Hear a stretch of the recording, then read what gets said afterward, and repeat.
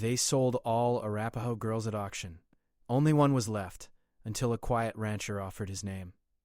The morning began like any other in the small frontier town, but the air felt heavier than usual. People moved more slowly, as if their steps carried a weight they did not want to name. The sun rose over dusty streets and wooden buildings, lighting up a place that looked ordinary on the surface, yet something uneasy sat beneath it all. Doors opened quietly. Voices stayed low. Everyone seemed to know that this day was different. By mid-morning, a crowd had gathered near the old public square. It was not a cheerful crowd. No laughter filled the space. No music played. People stood with folded arms, stiff shoulders, and eyes that shifted from one place to another. Some came out of curiosity, others out of obligation, and a few because they feared standing apart would draw attention to them. The square, usually full of noise and trade, felt tense and uncomfortable. At the center stood a raised wooden platform. It had been built quickly, rough around the edges, like something meant to serve a purpose and then be forgotten. Near it, several men spoke in sharp, business-like tones, checking papers and arguing over details that mattered only to them. Their faces were hard, shaped by years of doing things without asking whether they should. Not far from the platform stood the Arapaho girls. They were brought forward quietly, watched closely, told where to stand. Their clothes were worn from travel, their faces pale with fear and exhaustion. They did not cry out. They did not struggle. Each of them understood, in her own way, that making noise would change nothing. Some stared at the ground. Others looked straight ahead, their eyes steady but distant, as if they were somewhere far away. The crowd avoided looking at them for too long. A few people glanced quickly and then turned their heads. Others pretended to be interested in something else, the sky, the buildings, their boots. Deep down, many felt shame, but shame was easier to carry when shared silently. One by one, names were called. Numbers were spoken. Decisions were made quickly, without care. Each time a girl was led away, the square grew quieter. The spaces between the remaining girls felt larger, emptier. Time seemed to stretch, pulling the moment longer than anyone wanted. At the edge of the crowd stood a rancher. He had arrived earlier than most, tying his horse a short distance away. He was a tall man, thin from years of hard work, with weathered hands and a face shaped by sun and wind. He did not talk much. In town, people knew him as someone who kept to himself, paid his dues, and caused no trouble. He rarely joined gatherings like this. That morning, he stood still, his hat low, his eyes fixed on the platform. He had not planned to come. Something had drawn him there, a quiet pull he could not explain. As the events unfolded, his jaw tightened and his hands curled slowly at his sides. The crowd shifted as the day moved on. Some people left early, relieved to be done with what they had come to see. Others stayed until their business was finished. With each departure, the square felt more hollow. Soon, only one Arapaho girl remained. She stood alone now, smaller without the others beside her. Dust clung to the hem of her clothing. Her hair was loose, falling over her shoulders, hiding part of her face. She looked tired, but there was something steady in her posture. Even as fear pressed in around her, she stood upright, refusing to sink into herself. The men near the platform exchanged annoyed glances. Their voices grew sharper. "What now?" one muttered. "We can't keep waiting," said another. "The day's nearly done." They spoke about her as if she were a problem, an item that had failed to move. Not once did they speak directly to her. Not once did they ask her name. The girl listened anyway. She understood more than they thought. Every word felt like a door closing. She knew what it meant to be left behind. She had watched the others go, each step away echoing in her chest. Now, with the square almost empty, the silence felt louder than any shout. A breeze passed through, lifting dust and carrying it across the platform. The sound of a loose board creaking broke the stillness. Somewhere, a horse snorted impatiently. The rancher shifted his weight. He had seen enough. The longer he stood there, the more something pressed against his chest, making it hard to breathe. He thought of the land he worked every day, the wide open spaces, the quiet evenings when the sky seemed endless. He thought of the rules men followed without question, and how those rules sometimes forgot what it meant to be human. The men argued again, voices rising. "We'll deal with it later," one said. "She can be moved." Moved. The word landed heavy. The girl closed her eyes briefly. She told herself to stay calm. Panic would not help her. She had learned that already. Still, her hands trembled slightly, and she clasped them together to steady herself. That was when the rancher took a step forward. At first no one noticed. His boots made little sound on the dirt. He stopped near the edge of the platform, close enough now to be seen. A few heads turned, surprised. He cleared his throat. The sound was not loud, but it carried. "I'll take responsibility," he said. The men stopped talking. The crowd stilled again, attention snapping back like a pulled rope. Someone laughed quietly, unsure if they had heard correctly. "What did you say?" one of the men asked. The rancher lifted his head. His voice remained calm. "I'll put my name down." Confusion spread across the faces around him. This was not how things were done. Names were not offered lightly. A name carried weight, obligations, consequences. In a place like this, it could protect or destroy. The men frowned, whispering among themselves. They looked him over, measuring him, trying to decide whether he was serious or simply foolish. The girl opened her eyes. She looked at him for the first time. He did not stare at her the way others had. His gaze was steady, respectful, almost cautious. He did not smile. He did not promise anything with his eyes. He simply stood there, present, as if he had made a choice and accepted whatever came with it. The square felt different now. The tension shifted, changing shape. People leaned in slightly, curious again, uncertain of what would happen next. The rancher remained silent after that. He had said what he came to say. Whatever followed would follow. And for the first time that day, something other than fear moved through the air. The crowd did not know how to react after the rancher spoke. A few people whispered to each other. Others looked uneasy, as if they wanted to leave before being pulled into something they did not understand.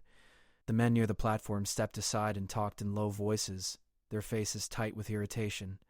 This was not part of their plan. Things were supposed to be simple, quick, and clean. The girl remained where she was. She did not move closer. She did not step back. Her heart beat fast, but her face stayed calm. Life had taught her that showing fear often made things worse. Still, she could feel the weight of every eye on her, pressing in from all directions. One of the men finally turned back toward the rancher. "You know what that means?" he said sharply. "Once your name is written, there's no walking away." "I understand." His answer was short, but it carried certainty. He did not raise his voice. He did not argue.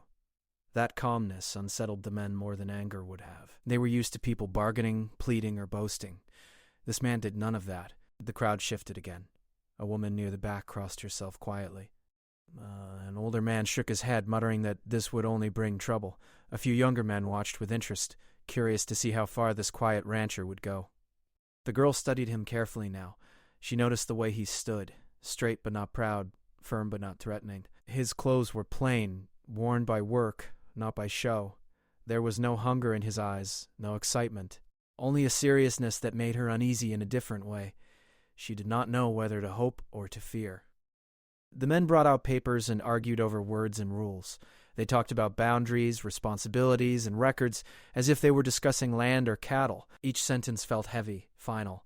The girl understood that whatever happened next would change her life forever, even if she did not yet know how. While they talked, her thoughts drifted. She remembered the sound of wind through tall grass, the warmth of firelight, voices speaking softly at night. Those memories felt distant now, like stories from another life. She wondered if she would ever feel safe again, or if safety was something she would only remember, not live. At last, one of the men dipped a pen into ink and pushed the paper toward the rancher. "Sign here," he said. The rancher did not hesitate. He wrote his name slowly, carefully, as if each letter mattered. When he finished, he set the pen down and stepped back. The sound of that pen touching paper seemed louder than it should have been. "That's that," the man said, folding the paper. "She's your responsibility now." The word echoed. The girl felt a strange mix of emotions wash over her. Fear did not disappear, but it changed. It was no longer sharp and wild. It became quieter, heavier, filled with questions instead of panic. The men gestured for her to step forward. She did so slowly, her steps careful. She did not look at the crowd.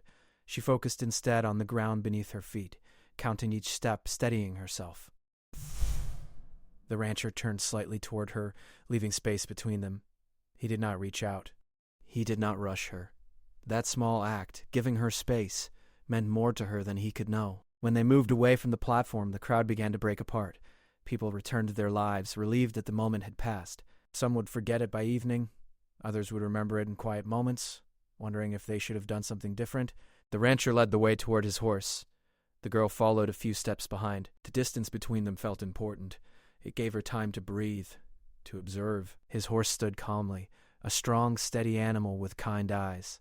The rancher spoke to it softly, his voice low and familiar. He adjusted the saddle and checked the straps with practiced hands. Everything he did was careful, patient. When he turned back to the girl, he spoke again, gently this time. "You can ride if you want," he said. "Or we can walk for a bit." She looked at the horse, then at the long road stretching beyond the town. Her legs felt weak, but the thought of staying near the town any longer made her chest tighten. She nodded once. Riding would be better. He helped her up without touching more than necessary, steadying the saddle, making sure she was secure. Then he mounted behind her, leaving space, keeping his movements slow so she would not be startled. As they rode out of town, the buildings faded behind them. The noise of voices disappeared, replaced by the sound of hooves on dirt and the soft wind moving across open land. The girl did not speak. The rancher did not ask her questions. Silence settled between them, not uncomfortable but cautious. Each of them was learning the shape of the other's presence. After some time, she glanced back at the town. From this distance, it looked small, almost harmless. She knew better. Still, seeing it shrink behind her brought a quiet relief. They rode for hours. The land opened wide, stretching under the sky. Fields rolled gently, dotted with trees and fences. The world felt larger out here, less crowded, less trapped. As the sun moved lower, the rancher slowed the horse near a stream.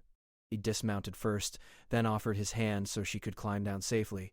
Again he kept his touch light, respectful. He led the horse to the water and let it drink. Then he stepped back, giving her space again. "You'll have food tonight," he said, "and a place to rest." That was all. No promises, no demands. She nodded. Her throat felt tight, but she forced herself to speak. "Thank you," she said softly. The words felt strange on her tongue, heavy with meaning. He looked at her briefly, then nodded in return. "We'll take things one day at a time." As evening settled in, they continued on. The sky turned soft shades of gold and blue. For the first time since morning, the girl felt something unfamiliar stir inside her. Not trust, not yet, but possibility. And sometimes that was enough to keep going. The ranch appeared just as night was settling in. It was not a grand place. There was no tall gate or wide porch meant to impress visitors. It was simple and strong, built for work and survival. A small house stood near a fenced field with a barn set a short distance away. A few lights glowed warmly from the windows, pushing back the dark. The girl took it all in quietly. After the noise and pressure of the town, this place felt different. The air was clean. The land felt open. There was space to breathe. The rancher led the horse toward the barn and tied it carefully. He moved with ease, like someone who knew every inch of this land. When he finished, he turned toward the house and gestured gently. "You can come inside," he said, "or wait out here if you'd rather." She hesitated only a moment before following him. Her body was tired, and the cool night air made her shiver. Inside, the house was warm and smelled of wood and simple food. A small fire burned quietly, filling the room with soft light. He showed her a chair near the fire and stepped back. "I'll get you something to eat." She sat slowly, keeping her hands folded in her lap. Every sound felt louder in the quiet house, the crackle of firewood, the scrape of a plate, the kettle warming. She watched him from the corner of her eye, noting how he moved without hurry, without watching her too closely. He placed a plate on the table and stepped away again. The food was simple, but to her it looked like a gift. He waited until she began eating before turning his attention elsewhere, giving her privacy even in the same room. As she ate, warmth spread through her, easing the tightness in her chest. The long day began to loosen its grip on her body. Still, her mind stayed alert. She had learned not to relax too quickly. After the meal, the rancher spoke again. "There's a room at the back, clean bed. You can rest there." She nodded, standing carefully. He led her down a short hallway and opened a door. Inside was a small room with a bed, a blanket, and a window that looked out toward the land. Nothing fancy, but clean and calm. "I'll be in the front room," he said. "You'll be safe here." Then he left, closing the door softly behind him. The girl stood still for a long moment. She waited, listening. No footsteps followed, no voices called out. The silence felt real. She sat on the edge of the bed, her strength finally fading. The events of the day rushed back into her mind. The crowd, the platform, the feeling of being alone. Her hands began to shake. She pressed them together and closed her eyes, breathing slowly, just as she had taught herself to do. Sleep came slowly, but it came. When morning arrived, sunlight filled the room gently. For a moment she did not remember where she was. Then the memory returned, and her body tensed again. She sat up, listening. The house was quiet. She stepped out into the hallway and moved toward the front room. The rancher stood by the table, pouring water into a cup.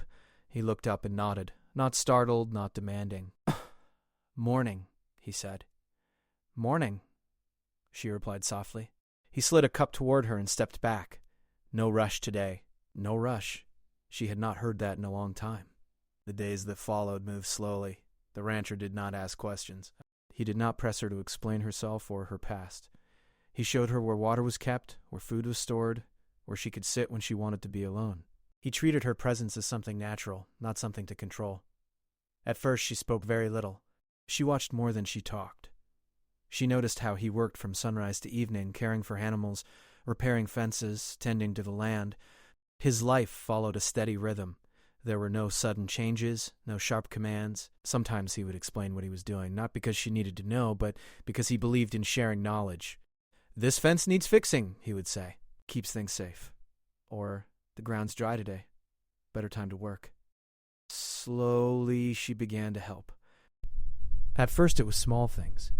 Carrying tools, holding a gate, bringing water. Each task gave her a sense of purpose. Each completed job made the space feel more like hers, too. One evening, as they sat outside watching the sky turn orange and purple, she spoke without planning to. "Why did you do it?" she asked. He did not answer right away. He looked out at the land, thoughtful. "'Cause it wasn't right," he said finally. "And sometimes that's reason enough." She understood that kind of answer. Trust did not arrive all at once. It grew slowly, like grass after a hard season. Some nights, she still woke suddenly, her heart racing. When that happened, she would sit by the window and watch the moon until her breathing slowed. The rancher never commented on it. He never acted annoyed or impatient. He gave her what she needed most, time. As weeks passed, she began to feel stronger. Her shoulders relaxed. Her steps grew steadier. She started to speak more, asking questions about the land, about the animals, about the weather. One afternoon, she shared her name. He listened carefully, repeating it once, correctly. "That's a good name," he said. Something warm spread through her chest. Being named and being heard mattered. The ranch became more than just a place to stay. It became a place where she could begin again, even if she did not yet know what that beginning would look like. The rancher never claimed ownership over her life. He never reminded her of papers or rules. Instead, he showed her day by day that a name could be used not to control, but to protect. And in that quiet space, far from the town and its noise, two lives continued forward, changed, but not broken, learning what it meant to stand on the same ground with respect.